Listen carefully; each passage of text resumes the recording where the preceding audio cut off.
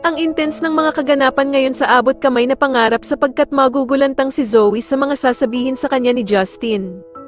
Dito nga ay magkakakumprontahan sila Justin at Zoe, at dito nga ay sasabihan siya ni Justin na wala siyang makukuhang mana sa lolo Pepe niya dahil sa hindi naman daw siya nito kadugo.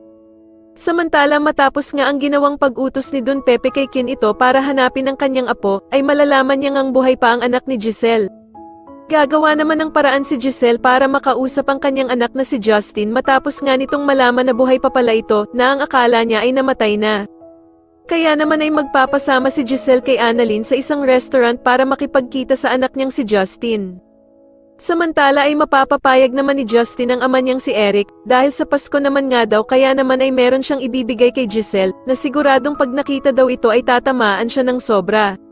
Samantala ay sobrang lungkot na nga ni Giselle dahil sa inakala nito na hindi na siya sisiputin ng anak niyang si Justin. Ngunit nang makarating na nga si Justin ay masayang yayakapin sana siya ni Giselle pero hindi siya papayag na yakapin siya nito. Dito nga ay may biglang ibibigay na ipit si Justin sa ina niyang si Giselle na binigay daw nito sa kanya noong bata pa siya. Kaya naman ay masayang sasabihin ni Giselle sa kanya na siya pa nga daw ang nagkabit nito noong bata pa si Justin.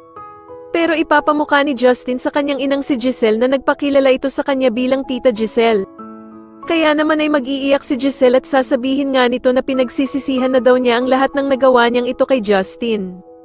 Sa kabilang banda naman ay kakausapin nga ng bruhang si Moira ang anak niyang si Zoe tungkol sa mamanahin nito kay Don Pepe. Sana nga daw ay hindi pa nakikita ni Don Pepe itong si Justin kaya naman ay si Zoe pa din nga daw ang tanging tagapagmana ng mga tanyag.